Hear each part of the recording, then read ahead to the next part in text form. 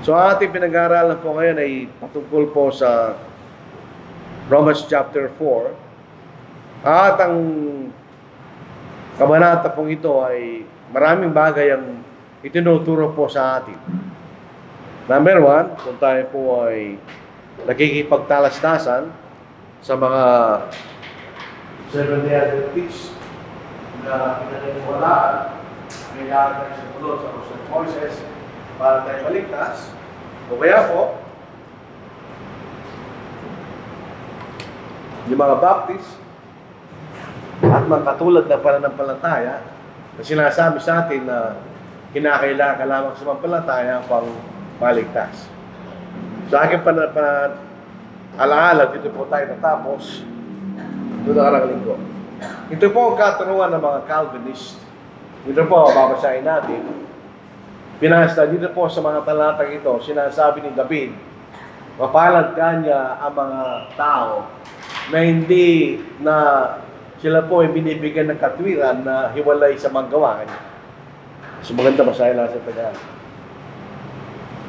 Ito po ang isang bagay na kung hindi tayo maingat sa ating pag-aaral, ay siyempre magkakaroon tayo ng pagkakamali sa pagkaunawa. Ito po sa verse 6, itong ating mababasa. Gaya naman ang sinasabi ni David, tungkol sa pagiging mapalad ng tao na itinuturing ng Diyos na matuwid na hiwalay sa gawa. Mapalad ang mga pinatawad sa kailang mga masamang gawa at mga tinakpan ng kailang mga kasalanan. So doon po sa ikawalong talata, yung po salitang pinatawad at tinakpan, pareho lang yun. Pag pinatawad tayo, hindi na lumilitaw ang ating kasalanan dahil wala na. Inalisin ng Diyos. So, hindi mo na makikita yung kanya pag tayo pinatawad ng Diyos. So, ganun din po ang ating pagpapatawad sa mga nagkasala sa atin. Pag pinatawad na natin, wala na yung kasalanan yun. So, hindi mo na siya makikita. So, ito sinasabi rito, mapalad kanya yung mga tao na tinuturo sila matuwid na hiwalay sa magawa. Na pag-aralan po natin yun, na yung mga gawa, hindi po ibig sabihin na wala kang gagawin. Ito yung magkaibang paraan ng pagliligtas. Yung tayo maliligtas sa pamagitan ng gawa, ang ibig sabihin, yun ay 100% na pagsunod sa kautusan. Eh, siyempre, kung wala kang kasalanan, di matuwid ka. Yun ang ibig sabihin, no? So, hindi yun ang paraan ng pagliligtas ng Diyos. Napatunayan natin sa ating pag-aaral na walang sino mang inaring ganap sa pamagitan ng paraan na yun. Obviously, dahil walang nakasunod. Ang tao lamang na hindi nagkasala ay ang ating Panginoon. So, siya lamang ang maituturing na matuwid sa ilalim ng paraan na yun dahil siya lamang nakasunod sa kautusan ni Moises. At ang ibig sabihin na siya'y maging matuwid na iwalay sa magawa, ipiniliwanag din sa atin. Kaya tayo magiging matuwid na hiwalay doon sa 100% na pagsunod dahil tayo pinatawad. So yan pagkakaiba ng dalawa. Ang pagiging matuwid sa pamagitan ng gawa, simple lang yun actually. Tulad na natin nakita sa nakarang linggo. Pag ikay nagtatrabaho sa isang kumpanya, meron kay kontrata. Sasabihin ng kumpanya, halimbawa, kung ikay gagawa ng 8 oras sa isang araw, ikay bibigyan ng karapatang sweldo kanya. So pag nagawa mo yon, karapatan mo yun. Sabihin, hindi naama yung may-ari ng kumpanya sa'yo. Kailangan niyang ibigay dahil ginawa mo yung karapatan mong ginawa. Yung nag-isaktal, sumunod ka sa 8 oras na kasunduan, di ba? Yun ang ibig sabihin ng kaligtas sa pamagitan ng magawa. Ngayon, yung sa pamagitan ng pananampalataya ay ikaw ay pinatawad. Ikaw ay nagkasala, ikaw ay pinatawad ng Diyos. Kaya ikaw ay matuwid. So parang silang matuwid. Hindi siya matuwid dahil hindi siya nagkasala. Siyempre. Pero ang taong gano'n. Yung isa ay matuwid dahil ikaw ay pinatawad. Dahil kasalanan mo natanggal na, so na pa yung kasalanan mo. So ikaw ay matuwid sa harapan ng Diyos. Sabi nga natin, ng isang magandang analogy, yung tinatawag na presidential pardon na binibigay ng presidente sa isang convict Halimbawa, kay Masisi Electric ka, tatawag mo na sa presidente yun. Bago siya switch yung electric chair no. Pag sinabi ng presidente, pinatatawag ko na yung tao yung kanya. Hindi siya papatayin. At maliban pa siya hindi siya papatayin, hindi na siya tuturing na conflict, mawawala ng kasalanan niya sa talaan ng kasalanan. So, ikaw ay pinatama. So, wala ka ng kasalanan. So, yun ang ibig sabihin sa kawalang talata. Mapalad ang tao na hindi binibilang sa kanyang kasalanan dahil pinatawad siya. So, walang mahirap na nawain doon. Kaya lang, sa mga ibang nagbamasa, dahil mayroon silang ibang kaisipan. Halimbawa, yung mga Calvinist, naniniwala sila na hindi pinatawad ng Diyos na wala kang gagawin. Ibig sabihin, yung mga Calvinist, meron silang sistema ng kaligtasan na kung saan ang Diyos, pinili na niya mula pa ng una kung sino maliligtas at kung sino di maliligtas. Yung bilang at pangalan ay itinakda na ng Diyos. So dahil kayo tinakdang maliligtas, gagawa ang paraan ng Diyos para maligtas ka. So bababasa yung Espiritu Santo at mabubuksan na yung kaisipan at ikay sasampalataya at ikay maliligtasan niya. So wala kang ginawa. Hindi ganun ang paraan ng Diyos. So ang mga Calvinist, ang kailan sinasabi, ang isang makasalanan, kapag ka siya'y pinatawad ng Diyos, inililipat sa kanyang katwiran ng ating Panginoon. Tinatakpan lang niya. Hindi siya actually pinatawad. Tinatakpan lang ng katwiran ng Diyos, ng ating Panginoon, ang kanyang mga kasalanan. Yun ang kailang paniniwala. So actually, siya'y matuwid sa kaisipan na tinakpan ng Panginoon na napit sa kanyang katwiran ng Kristo. But at the same time, hindi siya matuwid dahil ito pa rin ang kasalanan niya. Tinakpan lang ng katwiran ng ating Panginoon. Yun po ay maling turo. Hindi yan sinasabi ng Panginoon. Pag sinabi kayo pinatawad ng Panginoon, tinanggal na ng Panginoon ang kasalanan mo. Sa mga Calvinist, tinakpan lang. Yung talagang tinakpan at pinatawad, pareho lang yun. Pero sa mga Calvinist, tinakpan lang. Hindi actually pinatawad ang yung mga kasalanan. So, mapalad tayo dahil kung pinatawad tayo ng Panginoon. Dahil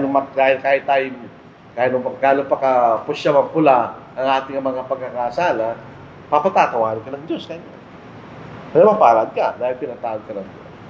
Yan ang sinasabi ni Apostle Paul sa mga talatang yun. Yung si Abraham, dahil siya po pangunahin sa kabanatang ito. Ang katanungan ng mga Hudyo, sila'y kumakapit kay Abraham. Number one, dahil tulad ng ating napag-aralan, sila'y lahi ni Abraham. Pangalawa, dahil katulad ni Abraham, sila'y tuloy. So yun ang kailang kaisipan, hindi ka magiging matuwid sa harapan ng Diyos kung di ka tuloy kanya. At yung sa tinda ng pagkatuli ay kasama doon sa kausan Moises. So kapag ka ang isang bata ay 8 araw nagulang siya, ay let's say lalaki lang sa tulihin kanya. At siya maging kabilang sa tipan ni Moises kanya. So sabi nila, si Abraham ay naging matwid ng Satan tuloy. So kailangan tayo magpatuloy kanya, katulad ni Abraham. At sumunod tayo sa kausan ni Moises, yun na kayo ng argument. So basahin natin sa 9 hanggang verse 10. Ipinahayag nga ba ang pagiging mapalad na ito sa pagtutuli? Gayon din sa di pagtutuli kanya. Sapagkat sinasabi natin, ang pananampalataya ay binilang na pagiging matwid kay Abraham. Paano nga ito binilang? Yun bagay bago sa tinuli o nang tuli na siya? Iyon ay hindi pagkatapos na siya tuliin, kundi bago siya tinuli. Ang problema ng mga Hudyo, si Abraham ay naging matuwid bago siya tinuli. Ang mga Hudyo, ang iniisip nila, pagkatapos siyang tinuli, ganyan. Kaya nga tayo kailangan sumunod sa kausan ni Moises, tayo magpatuloy katulad niya mga Abraham, ganyan. Dahil yung kabilang doon sa kausan ni Moises. Pero ang problema nila, makikita na siya pa'y naging matuwid bago siya tinuli o pagkatapos siyang tinuli. Bumalik tayo sa talata. So Genesis 15 verse 6, ito po yung kinok nila dito ni Apostle Paul. Siya ba'y naging matuwid? Doon sa verse 9. Siya ba'y naging matuwid bago siya tinuli? O pagkatapos siya tinuli? So Genesis 15 verse 6, doon siya tinuli na matuwid ng Diyos. And siya sumampalataya sa Panginoon at itunuloy sa Kanya bilang katwiran Kanya. So in Genesis 15 verse 6. Kailan siya tinuli? Sabay tinuli bago Genesis 15? O siya tinuli pagkatapos? Kasi kung tinuli siya pagkatapos, so ibig sabihin, bago pa siya tinuli, siya tinuli na matuwid ng Diyos. So hindi kasama yung pagtutuli bilang bahagi ng pagiging matuwid. So kailan siya tinuli? Makikita natin sa Genesis 17 verse 10. So pagkatapos na siya tinuri na matuwid ng Diyos, doon pa lang siya tinuli.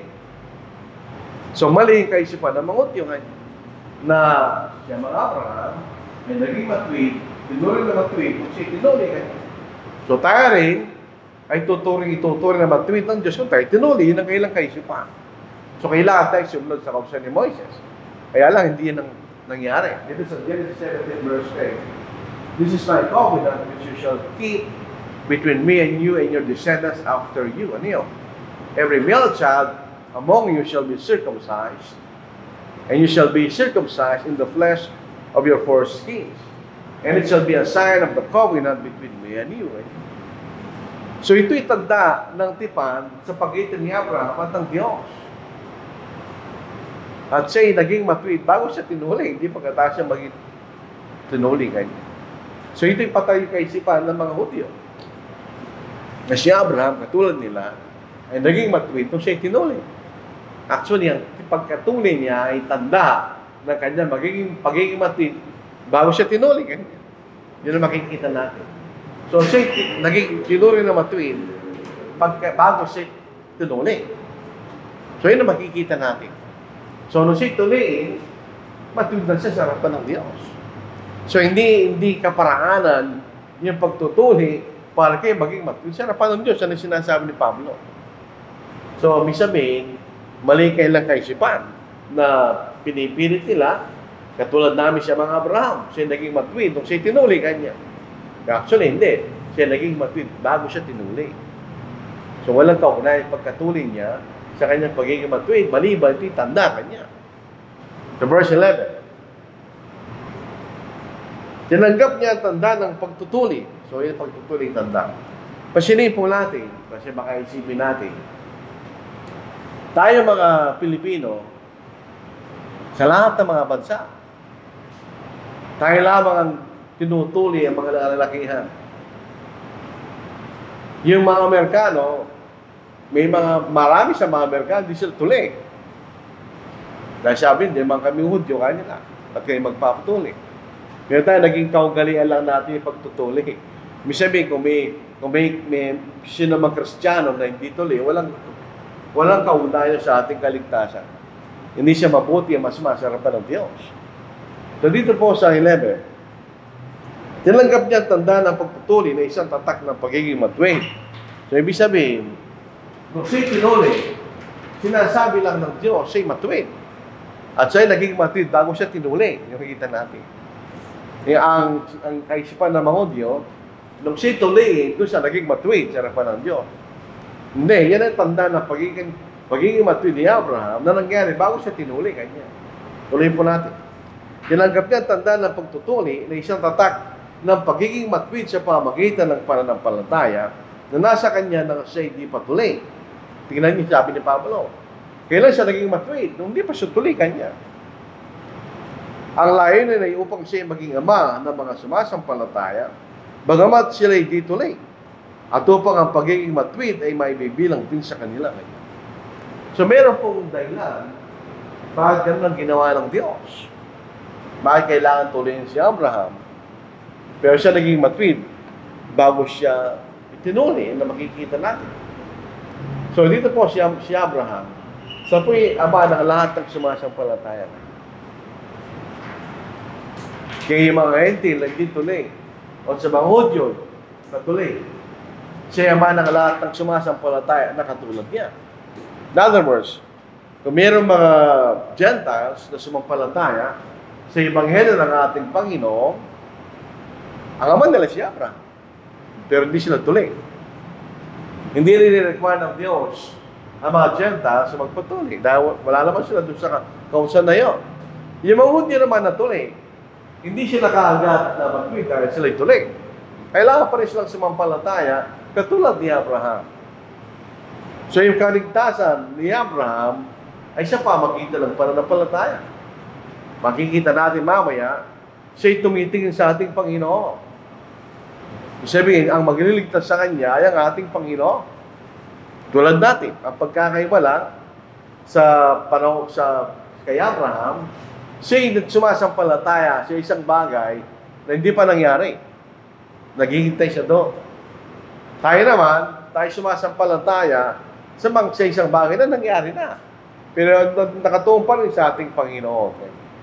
So, katulad lang natin siya mga Abraham. Hindi siya naging matwid dahil hindi siya nagkasala. Napatunayan natin sa ating pag-aaral, at least, siya nagsinungaling 2 beses. Nung siya pumunta sa Egypto, nagsinungaling siya na si Sarai ay niyang asawa. Sabi niya, siya ay kanyang kapatid. Na sila pumunta sa Gerar, sinabi niya kay Abimelech na si Sara ay kapatid niya, hindi niya asawa. Nagsinungaling siya. Katulad lang natin si Abraham, sa gitna ng kahinaan tayo nagkakasala. Pero siya niligtas ng Panginoon sa pamagitan, siya pinatawad ng Panginoon sa kanyang mga pagkakasala. So, yan ang makikita nating dahilan. Yan, siya naging matwid nung siya di patuloy. Upang ang mga hentil na katulad yung sumasampalataya ay maliligtas rin kanya. Yung mga Hudyo naman na tuloy na katulad niya, pagkatapos siya bago siya nung siya matwid na, ganun din. Yung mga Hudyo ay maliligtas rin kung sila'y sasampalataya na katulad niya kanya. So in other words, siyang naman ang lahat ng sumasampalataya. Pero habang binabasa natin yung lahat ng sumasampalataya, kailangan pumasok sa ating kaisipan na hindi pananampalataya lang. Ito'y tumutukoy sa sistema ng pagliligtas sa pamagitan ng pananampalataya. Yung sabihin, hindi pinatawad ng Diyos. Pero meron kang gagawin para hindi mapatawad ng Diyos. Hindi yung basta sasampalataya ka lang. Yung mga Baptist, ginagamit nila yung mga talatang yan. Pero nagkakamali sila. Bakit? Hindi lang sumampalataya si Abraham. Siya sumunod sa Diyos. Siya sumunod sa mga bagay na ipinagutos sa kanya ng Diyos. Kaya, titinuro siyang matuwid ng Diyos. So makikita natin, yan ang dahilan bakit gano'n ang nangyari. Siya nagpatuloy, alang-alang sa mga Diyos. At siya naging matuwid bago siya tinuli, alang-alang sa mga Gentiles sa kanya. Kung pareho-pareho silang sasampalataya na katulad niya, maliligtas din sila kanya. Sa paraan, nagpagkaligtas ni Abraham. Siya'y pinatawad ng Diyos. So ito sa pamagitan ng biyaya. Yun ang ibig sabihin, no? Kaya pupunta tayo sa Efeso, chapter 2. Magiging maliwalang sa atin. Bakit ganun sinabi ni Apostle Paul? Si Apostle Paul din yan. So, ito sabi sa Efeso, chapter 2, verse 8 and 9. Sapagkat sa biyaya, kayo'y naligtas, so tingnan nyo, may bahaging biyaya. Sa biyaya, kayo'y naligtas sa pamagitan ng pananampalataya. At ito hindi sa pamagitan ng iyong sarili, ito'y kaloob ng Diyos. Hindi sa pamagitan ng maggawa, upang sino man ay huwag magmalaki. Ano ibig sabihin, no? Pamalik tayo sa kaisipan na ito. Yung sa pamagitan ng maggawa, ay pumapasok yung kaisipan ng paraan ng kaligtasan sa pamagitan ng maggawa. Ano yun? Hindi ka nagkasala. So, ikay matuwid. Pero hindi lang paraan, sabi ng Diyos, dahil makikita natin, at kahit doon sa verse 10, verse 23, dito sa nakanang kabanata, nagkasala lahat ng tao kanya. So walang sino man naging matwid sa kanyang sariling sakdal na pagsunod, ganyan. Tuloy natin. Ito'y sa pamagitan ng biyaya, hindi na galing sa Diyos. Nalakita ng Diyos na wala tayong kaparaanan para maging matwid sa ating sariling pagsunod, kanya. So siya'y gumawa ng paraan para tayo maligtas. Yan ang paraan ng ating Panginoon. Siya namatay sa krus para tayo magkaroon ng kaligtasan at tayo mapatawad sa ating mga kasalanan. Yun ang ibig sabihin, no? Sa pamagitan ng pananampalataya, yun ang bahagi mo. Yung bahagi ng biyaya ng Diyos, kasama na yung kondisyon ng biyayang yun. Sabi, may biyaya ako kaya, pero ito yung gagawin nyo. Pag kayo naniwala doon at sumunod doon sa kondisyon, matatawanan ka ng Diyos. So, kayo magkakaroon ng kayo magiging matwid sa harapan ng Diyos. Yan ang paraan na naging matwid si Abraham. Siya'y pinatawad ng Diyos sa kanyang mga kasalanan. Ganon din tayo kanya. So, yung mga Hudyo, pati yung mga Gentiles, lahat ng mga tao, yun ang paraan kung paano sila maging matwid sa harapan ng Diyos. Kung sila isusunod sa Ebanghelyo, maniwala at sumunod sa Ebanghelyo ng ating Panginoon, sila ipatatawa ng Diyos sa Kanya. So ngayon, kaya naging ama siya ng lahat ng sumasampalataya. Saan? Sa ating Panginoon. Si Abraham, hindi niya nakita ang panahon ng Panginoon dahil malayo pa si Abraham sa Panginoon. Pero naniwala siya doon na ito aking tagapagligtas sa Kanya. Yan ang kanyang binhi na magpapala sa lahat ng angkan sa lupa, di ba? So yun, ganun din tayo. So kaya naging ama siya ng lahat ng sumasampalataya. Tingnan po niyo. Sa Matthew chapter 3 verse 9, yun ang kaisipan ng mga Pariseo at mga Eskriba at mga Sadduseo. Kami maliligtas dahil siya mga Abraham, ang aming mahamakan niya. So kaya kami maliligtas. Hindi ang paraan. Walang kaugnay sa lahi ang kaligtasan na binibigay ng Panginoon. Kaya hindi pwede kahit basahin natin. And do not think to say to yourselves, we have Abraham as our father. Yun ang argument nila. For I say to you that God is able to raise up children to Abraham from these stones. Yun po ay hyperbole actually. In other words, ang Panginoon, pwede siya magkaroon ng mga anak kay Abraham na hindi lahi ni Abraham. So, makikita natin yung mga hentil, hindi sila lahi ni Abraham ayon sa laman. Pero sinaligtas, sila yung lahi ni Abraham ayon sa pananampalataya kanya. So, yung ama ng lahat ng sumasampalataya, walang kaugnayan sa lahi. Dahil, di tuloy kanya. Pwede sila maligtas kung sila isasampalataya sa Panginoon. Nila sinasabi ni Apostle Paul. Kaya may sasabi ko, si Apostle Paul, challenging ang kanyang ginagawa. Pero pag nakita natin, hindi naman natin mahirap unawain. Sa verse 12, ito ating mababasa. Pumunta lang ako sa Efeso. Dito po sa Romans 4 verse 12, babasahin natin sa Tagalog. Gayun din ang ama ng pagtutuli, na hindi lamang sa mga pagtutuli kanya, kundi pati naman sa mga sumusunod sa makbang ng pananampalataya na taglay ng ating amang si Abraham, na nasa kanya bago siya tinuli kanya. So kaya nga po yung pagtutuli, walang nakakalaga sa Diyos. Hindi ka magiging matwid dahil tinuli ka kanya. So tingnan po natin si Abraham. So Genesis 22 verse 18, sino ang lahi ni Abraham? Yung labang bansang Israel? Tingnan po niya sa pangako niya. Sa Genesis 22, ito yung larawan actually. Pagkatapos niyang iyahin si Isa, yun pinagbawalo siya ng Diyos. Nakita ni Diyos ang kanyang pananampalataya, inulit niya yung pangako niya sa Genesis chapter 12. In your seed, all the nations of the earth shall be blessed, because you have obeyed my voice. Tandaan nyo, all the nations of the earth. Majority ng mga bansa sa lupa, hindi tuloy. Ang bansa lamang na tuloy ay ang bansang Israel. So kaya makikita natin, tuloy, hindi tuloy. Sila'y pwedeng maligtas dahil sa pamagitan ng binhi ni Abraham, di ba? So hindi lang yung physical na lahi ang tinutukoy, actually.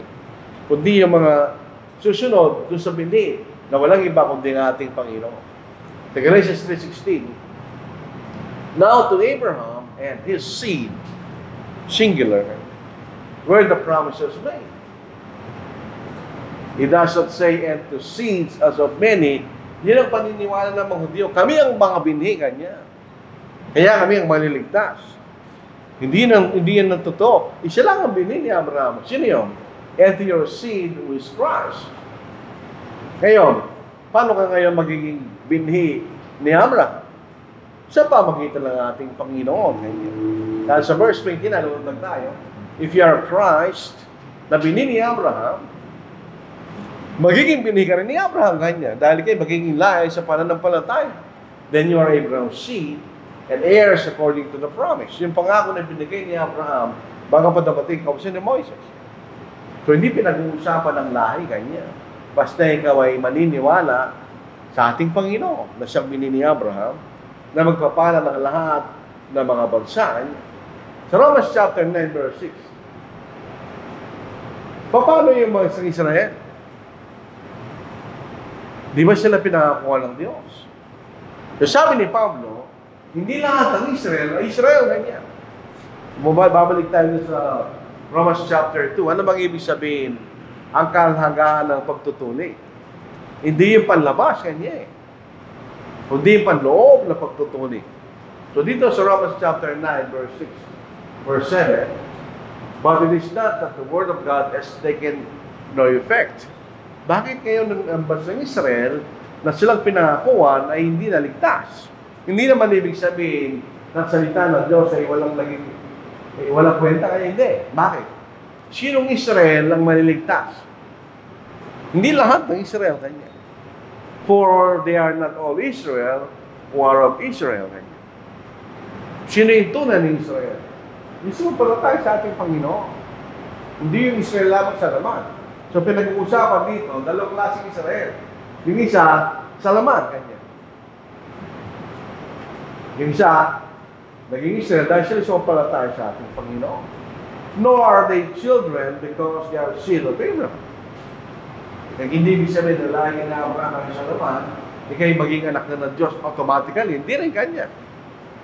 But in Isaac your seed shall be called. That is, those who are children of the flesh, they are not the children of God.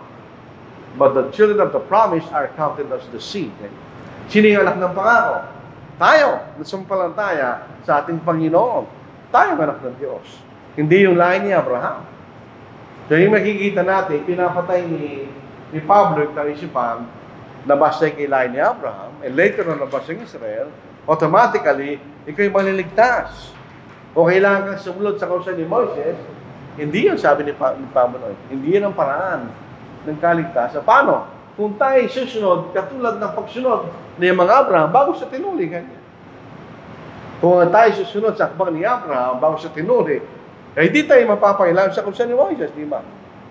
Dahil na damating lamang ng siya tinuli kanya. Pero bago po siya tinuli kanya. So, yun ang paraan kung paano tayo magiging anak ni Abraham. So, tayo magiging anak ng Diyos sa pamagitan ng pananampalataya. So, tingnan nyo ang argument ni Apostle Paul. Si Apostle Paul ay sa lahat ng mga apostol, siya lamang ang nag-aaral. Kaya siya ginamit ng Diyos sa maraming bahagi ng aklat sa Bagong Tipan. Dahil hindi siya katulad ng ibang mga apostol, hindi siya nag-aaral. Ginamit ni Apostle Paul yung kanyang mental capacity ng Diyos, ang mental capacity ni Apostle Paul, para maipaliwanag kalooban ng Diyos. So yun, ikita natin dito sa paraan ng pagpapaliwanag ni Apostle Paul. Tuloy po natin sa verse 13. Ito po ating mababasa. Sapagkat ang pangako ng kanyang mamanahin ng sanglibutan ay hindi dumating kay Abraham o sa kanyang binhi sa pamamagitan ng kautusan, kundi sa pamamagitan ng pagiging matwid ng pananampalataya. Interesting po yung dalawa eh. Sa Genesis chapter 12, pinangakuan si Abraham ng lupa at siya maging isang malaking bansa, ganyan. So may mamanahin siyang lupa. But on the other hand, meron din siyang mamanahin ng buong siyang libutan, ganyan. Dalawa eh. So dito po sa talata, tungkol po doon sa pangako na ito, sa verse 30, sapagkat ang pangako ng kanyang mamanahin ang isang libutan, ganyan. So dito tumutukoy doon sa pangako ng lupain ng Kanaan. Hindi siyang libutan yun eh. Bahagi lang ng isang libutan. Pero sinabi dito, mamanahin niya kanyang isang libutan. At pati rin ang ating Panginoon. Pero ibig sabihin, ang mamanahin niya lang buong isang libutan. Hindi yung lupain lamang sa Kanaan, hindi siyang limutan nyo. Ito yung pinangako kay Abraham at sa kanyang binina, lang iba kundi ang ating Panginoon. Siya yung ama ng maraming mga bansa. So hindi lang siya, hindi tumutungo ito sa physical na pagiging ama ni Abraham. Dahil ang si Abraham ay ama lamang ng bansa ng Israel, ayon sa laman. Pero sabi niya, siya ama ng maraming mga bansa. So balik tayo sa pangako ng Diyos na binigay kay Abraham. Sa panahon nito si Abraham, I will bless those who bless you, and I will curse him who curses you. And in you all the families of the earth shall be blessed. Kaya pinalitan ang pangalan niya sa Genesis chapter 17, ganyan. Hindi na Abraham ang pangalan, kundi Abraham, dahil kayo magiging ama ng maraming mga bansa. Sa Genesis 17 verse 5. So hindi lang ikaw ang ama ng bansang Israel, kayo magiging ama ng maraming mga bansa, ganyan. So hindi na siya ama ng Israel. So ang sinabi dito, mamanahin nila ang buong sanglibutan, ganyan. Not in a physical sense. Kundi lahat na magkan sa lupa kanya ay magkakaroon ng pagkakataon na maging matuwid dahil sa ating Panginoon na binini ni Abraham. In your seed, ganyan. Kalagi mo ulit sa Old Testament, in your seed, alam natin ng ating Panginoon, all the nations of the earth shall be blessed because you have obeyed my voice. So, ibig sabihin, hindi niya mamanahin, hindi yung land promise ng Kanaan na pinag-uusapan dito. Hindi ang buong siyang libutan, ganyan. Na lahat ng mga kan sa lupa ay pagpapalain sa pamagitan ng ating Panginoon. Ganon din ang ating Panginoon. Hebrews chapter 1, verse 1, verse 2. God, who at various times and in various ways spoke in time past to the fathers by the prophets in the Old Testament, as in these last days has spoken to us by His Son, whom He has appointed heir of all things, through whom also He made the world. So siya rin ay maging tagapagmana ng buong sanglibutan. Malala po na sa bansang Israel, na sa aklat ni Isaiah, na sinasabi sa bahagi ng Isaiah, na palalaking kayong tolda kanya eh. Dahil once upon a time, ang bansa lang ng isang Israel kanya. Kaya kung sasali sa mga ente, hindi sila kasya doon. So palalaking kanya yung tolda kanya. Dahil hindi lamang mga Hudyo maliligtas, kundi rin mga ente kanya. So sila ay magiging tagapagmana ng sanglibutan sa kahulugan na lahat ng mga bansa sa lupa ay maaaring pagpalain sa pamagitan ng ating Panginoon. Sa awit, I will declare the decree. The Lord has said to me, you are my son, today I have begotten you. Dalawang pangyayari yun. Kung siya'y pinanganak, at nang kinabuhi na maghuli kanya. Ask of me, and I will give you the nations for your inheritance, and the ends of the earth for your possession. Sabihin, lahat ng mga bansa ay magiging mana ng ating Panginoon kung sila'y susunod sa Ebanghelyo. So, extent ng pagliligtas sa pamagitan ng pinili ng ating Panginoon ni Abraham ay buong sanglibutan. So, hindi ito tumutukoy sa bansang Israel. Dahil ito tumutukoy sa buong sanglibutan. Sila'y maliligtas sa pamagitan ng katwiran, sa pamagitan ng pananampalataya, hindi sa pamagitan ng kautusan ni Moises, kundi sa pamamagitan ng Ebanghelyo ng ating Panginoon. Palagi natin sinasabi, dalawang paraan ng pagiging matuwid. Kung hindi sa pamamagitan ng kautusan, yun ay perfect obedience. Siyempre, kung hindi ka nagkasama, hindi matuwid ka. Yun ang paraan ng kautusan. Dahil, kapag kautusan, tandaan natin, ang kautusan ay nagpapakilala katwiran. Kung kayo nagkasala, kailangan parusahan. Kautusan yan. So, paano kayo mapaparusahan? Kung kayo susunod, at di ka magkasala. So, kung kayo nagkasala, walang patawaran nyo. Kailangan kang maparusahan. Walang biyaya ito eh. Kailangan maparusahan. So, yun ang sinasabi rito. So, ito pong wala po sa salitang Grego. So, ito yung pangkalahatang prinsipyo ng kautusan. Kahit anong klaseng kautusan. Kaya kayo nagkasala, ikay mapaparusahan pag ano ang klaseng kautusan. Yun ang prinsipyo ng kautusan. Hindi sa pamagitan ng paraan na yung ganyan. Hindi yan ikay magiging matwid sa pamagitan ng sakdal na pagsunod ng anumang kautusan. Tandaan natin yung mga Gentiles, mayroon din silang kautusan.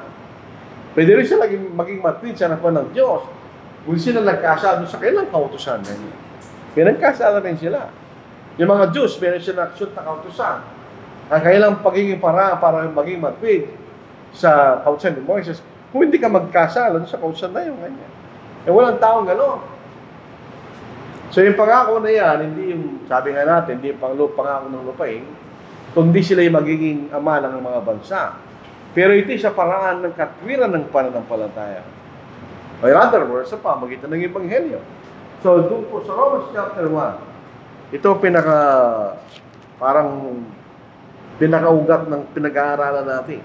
Sa verse 16, verse 17, ng Romans chapter 1. Sapagkat hindi ko ikinahiya ang Ebanghelyo, sapagkat ito kapangyarihan ng Diyos para sa kaligtasan ng bawat sumasampalataya, una sa Hudyo at hindi sa Grego. Sapagkat dito katwiran ng Diyos, katwiran ng Diyos, ay nahayag mula sa pananampalataya hanggang sa pananampalataya, kaya nasusulat, ngunit ang tamang tweet ay mabubuhay sa pamamagitan ng pananampalataya. In other words, yung pananampalataya ng kaligtasan. Mula sa pananampalataya kanya, yun ang paraan ng kaligtasan. So, paano ka maliligtas doon? Kung ikisasampalataya ito, ganyan. Kung ikisasampalataya, kasama ni pagsunod to.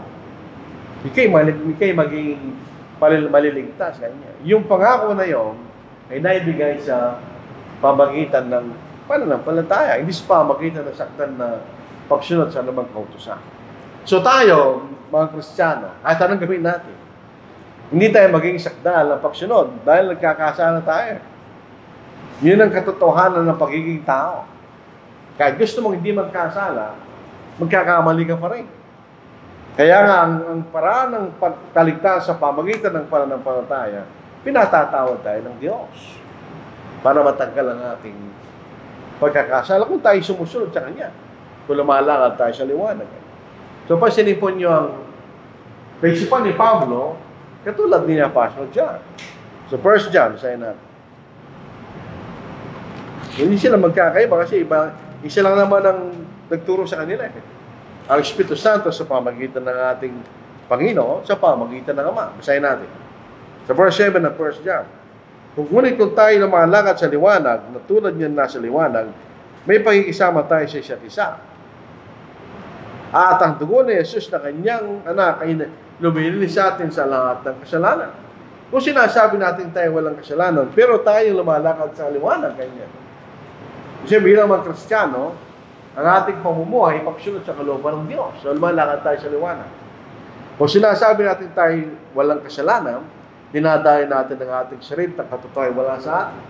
Kung pinapahig natin ang ating mga kasalanan, siya'y tapat at banal na magpapatawad sa ating mga kasalanan at tayo linis sa lahat ng kalikuan. Ganyan.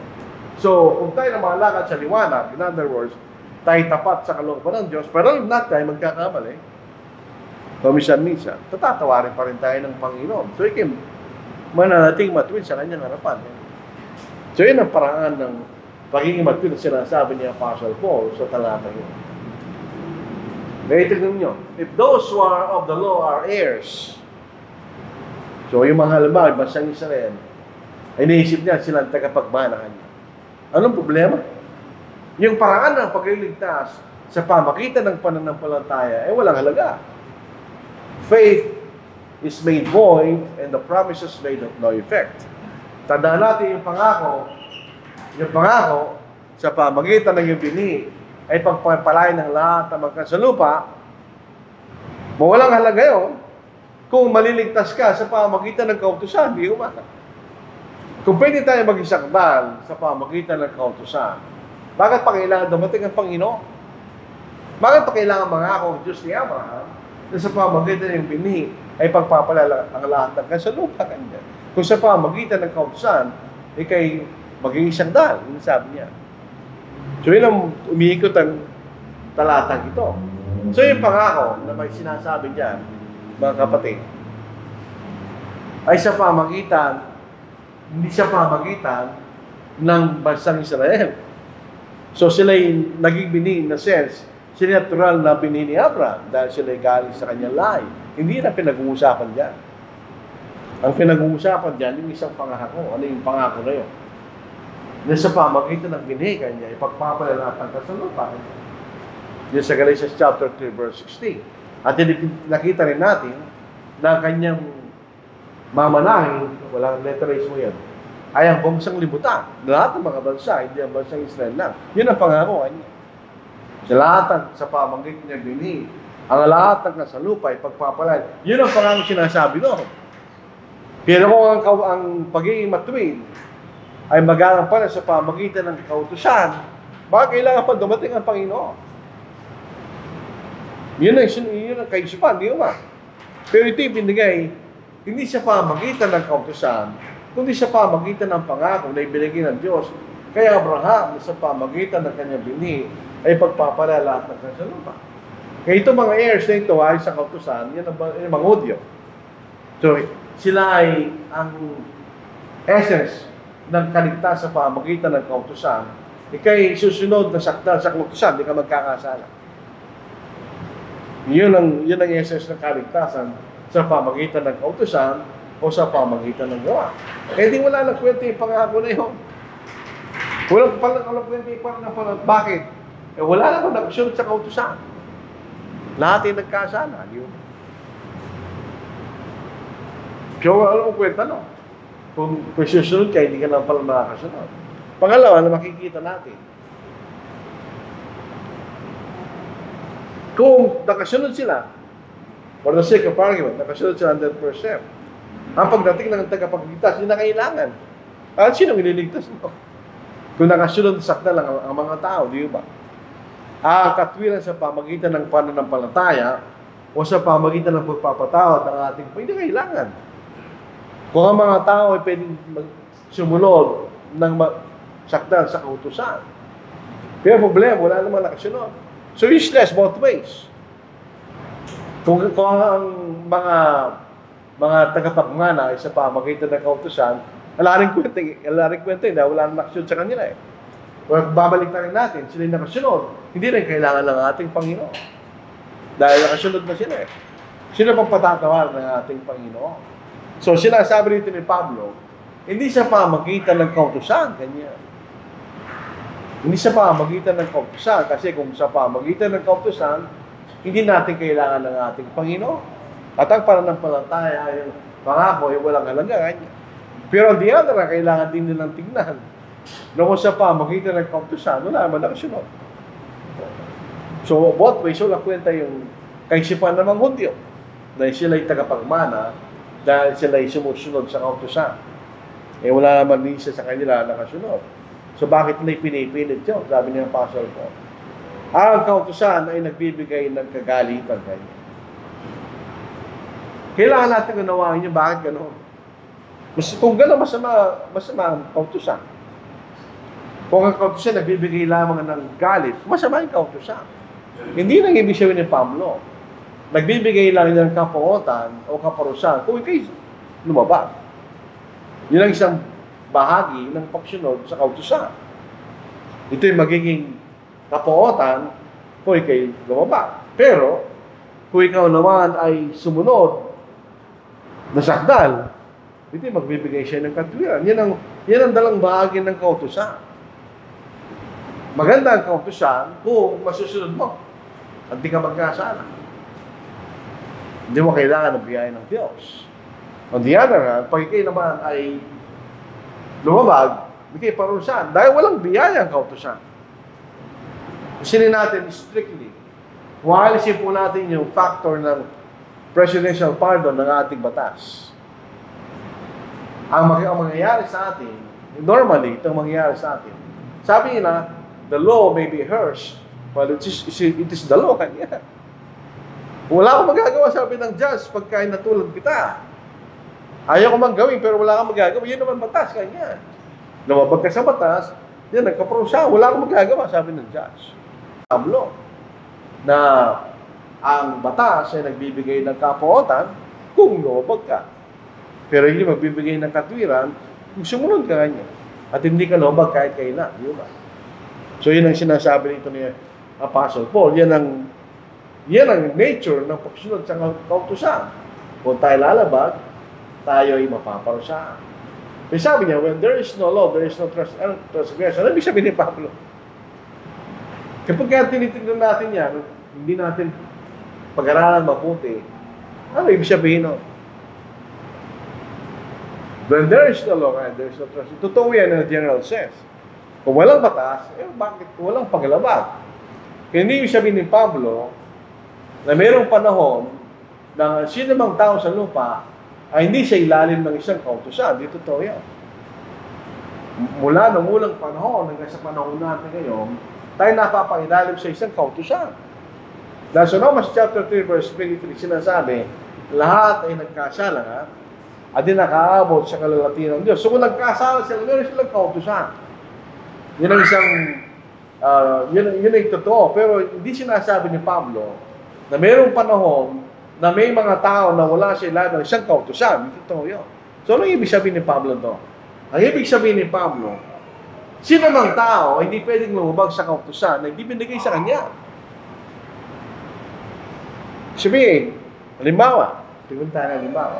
Si Abraham, hindi siya lumabag sa kautusan ni Moises. Bakit? Wala siya sa ilalim ng kautusan ni Moises. Hindi niya nilalabag ang pagkautusan ng bautismo o pag-alaala sa kamatayan ng Panginoon. Wala siya sa ilalim ng kautusan na yun. Kahit yun nasa ilalim ng kautusan, sa kanilang binigay yun. Sa Romans 3:19. Hindi binigay sa mga Gentiles yun. Ngayon din kanya, ito po ni Apostle Paul, yung mga Gentile Christians, tulad na sinasabi ng mga Hudyong mga Kristiyano, kailangan silang magpatuloy at sumunod sa kautusan ni Moises. Hindi na kailangan yung, wala sila sa ilalim ng kautusan na yun. Kaya kung wala ka sa ilalim ng kautusan, walang paglaban. Yun ang ibig niya sabihin. Bakit na pinipilit ng mga Hudyong mga Kristiyano na kailangan ng mga Gentile na maging Kristiyano ay magpatuloy? Wala sila sa ilalim ng kautusan na yun. So kaya pinapaniwala natin mabuti kasi lahat ng mga lalaki dito ay tinuli. Dahil kung hindi ka tinuli sa lipunan ng Pilipinas, pagtatawanan kanila. Pag nabalitaan sa baryo ng isang lalaki hindi natuli, tatawanan sa likod. Para hindi ka tunay na lalaki kaya pag hindi ka nagpatuloy kanya. Pero yung ating pagtutuli ng Pilipino, walang kaugalian sa naligtas. Kaugalian lang. Ibig sabihin, kung hindi ka tuloy, hindi ka maliligtas. Wala rin tayo sa ilalim kautusan ni Moises. Sa ilalim kautusan ni Moises, pag hindi ka nagpatuloy, kayo papatayin. Hindi ka lang pagtatawanan, papatayin ka nila. Maalala natin yung asawa ni Moises. Nagalit kay Moises. Bakit mo tinuli yung mga anak mo kanya? Eh si Moises ay isang Hudyo, di ba? Ba't mo siya tinuli kanya? Dahil yung requirement sa ilalim ng kautusan ni Moises. Kung hindi mo sila tutuli, kailangan silang patayin. So wala rin tayo sa kautusan na yun. So yun makikita natin, sinasabi ni Apostle Paul, bakit niya pinipilit yung kautusan ganyan? Sa mga intil na mga Kristiyano, ala sila sa ilalim ng kautusan na yun. Kung wala sila sa ilalim ng kautusan na yun, anong lalabagin nila kanya? Kung hindi sila susunod sa kautusan ni Moises. Yun actually ang takbo ng mga talatang pinag-aaralan natin. Ito na po pinakahuli. Nahuli yung talata. Sabi nito, therefore it is of faith that it might be according to grace, so that the promise might be sure to all the seed, not only to those who are of the law, but also to those who are of the faith of Abraham, who is the father of us all. So ito isa pa, kung ito isa pa na ng palataya, ito yan sa biyaya. Bakit? Kasi patatawarin ka ng Diyos. Kaya ito patatawarin ka ng Diyos, hindi biyaya. Balik tayo sa batas ng tao. Pagka si President Marcos, halimbawa, ikaw ay convicted ng life sentence, tapos nag-appeal ka sa ng presidential pardon, at nagbigay ka ng katibayan kung bakit, at nakita niya na hindi ka nga dapat nagkaroon ng conviction na gano'n, ang sasabihin niya, magdideclare siya ng presidential pardon, itong tao ito kailangang patawarin ng batas. Biyaya yun. Bakit? Wala kang records sa NBI na meron kang conviction. Tinanggan niya. So yun ay biyaya ng presidente, hindi ba? Ngayon din ang sinasabi dito. Kung ito'y sa pamagitan ng pananampalataya, yun ang paraan ng pagliligtas, ng pagpapatawad sa pamagitan ng ating Panginoon, yun ay biyaya ng Diyos. Yun ang sinasabi ni Pablo. So, kung ito'y kapaligtasan sa pamagitan ng pananampalataya, yun ay biyaya. Lahat ng tao pwedeng maligtas. Kung sila'y susunod sa requirement ng biyayang iyon, di ba? Pero kung ito'y sa pamagitan ng kautusan o yung sakdan na pagsunod ng kautusan ni Moises, mga Hudyo lang na maliligtas. Hindi lahat ng mga tao. Di ba? O pasilin nyo, sabi, balik tayo sa nakarang talata. Kung hindi sa pamagitan ng kautusan, paano maliligtas yung hindi Hudyo? Pero ito'y sa pamagitan ng pananampalataya, so lahat ng mga tao kanya ay maaaring maligtas sa pamagitan ng ating Panginoon. So, dalawang bagay. Kahit yung hindi tinuli, pwede maging matuwid, katulad ni Abraham, na naging matuwid bago siya tinuli kanya. Pero yung mga siya'y tinuli, sa mga Hudyo, pwede sila maligtas kanya kung sila'y sasampalataya sa ating Panginoon. Yun ang ibig sabihin ng talatang sabi ni Pablo. Sa John chapter 8, verse 56, makikita natin ang pananampalataya ni Abraham ay higit sa ating pananampalataya. Sa ganitong dahilan. Si Abraham, hindi namatay ng Panginoon. Hindi pa siya namatay. Nakita lamang niya yung plano ng Diyos mula sa malayo. Hindi niya kilala ang ating Panginoon. Sabi niya sa John 8, sabi ng Panginoon, your father Abraham rejoiced to see my day. Ganyan. Sabihin, nagagalak sana siya makita ang kanyang kaarawan, pero hindi niya nakita. Pero natanaw lang niya mula sa malayo. And he saw it and was glad. Ganyan. Natanaw niya sa malayo. Tayo, nakatanaw tayo sa isang bagay na totoo na. Si Abraham, nakatanaw sa isang bagay na hindi pa totoo. Pangako pa lang. Pero siya sumampalataya. So siya naligtas sa pamagitan ng ating Panginoon. Yun po ang essence ng Hebrews chapter 9, verse 15 to 16. Hindi lamang tayo ang maniligtas sa pamagitan ng ating Panginoon. Pati yung mga taong sumampalataya doon sa ilan ng unang tipan. Katulad ni Abraham. Basahin natin. Kaya siya ang tagapagpagitan ng isang bagong tipan upang ang mga tinabang tumanggap ng pangako ng pamanang buhay na walang hanggan. Yaman naganap ang isang kamatay na tumutubo sa kanila mula sa pagsasalangsang sa ilan ng unang tipan kanya. Si Abraham, katulad natin, nagkasala siya. So yung kasalanan ni Abraham, dahil sa kanyang pananampalataya sa Panginoon, pinatawad rin ng dugo ng ating Panginoon. Katulad natin, nung tayo sumampalataya at mabautismohan, ang ating mga kasalanan ay tinubos ng dugo ng ating Panginoon. So yun ang pananampalataya ni Abraham. Kaya kung tayo mananampalataya katulad ni Abraham, si Abraham ay ating ama ay sa pananampalataya. Kasi ganun ang paraan ng kanyang pagliligtas. Hindi naman siya sakda sa kaisipan na hindi siya nagkasala. At least meron tayo nakita ang dalawang pagkakasala ni Abraham. Katulad natin. Tayo pinatawag sa pamagitan ng biyaya ng pagpapatawad ng Diyos sa pamagitan ng ating Panginoon. So kung naintindihan po natin ang mga kabanatang ito sa Rome, na sulat ni Pablo sa mga Roma, walang panama yung mga baptist. Hindi sila makakasagot dahil mali ang kailang pananaw. Hindi na naintindihan ang kabuuan na aklat. Tinitignan natin lang nila yung talata. Hindi ganoon ang Biblia. Kailangan natin unawain ng talata ayon sa kanyang pinanggalingan. Doon din natin ma-identify kung ibig siya ng pananampalataya ayon sa teksto ng mga talatang ito. So ito po ang ating tututayin to. So ipagpapatuloy po natin sa mga susunod na mga linggo. Hindi niyo makikita ang kayamanan ng salita ng Diyos. Hindi ito natatapos sa ating pag-aaral. Minsan, uminto ka sa pag-aaral sa isang talata, Yun ang naabot mo. Pero pagdating ng panahon, babasahin mo, meron ka pala hindi nakita nga. So mahalaga po na palagi tayo mag-aaral sa salita ng Diyos.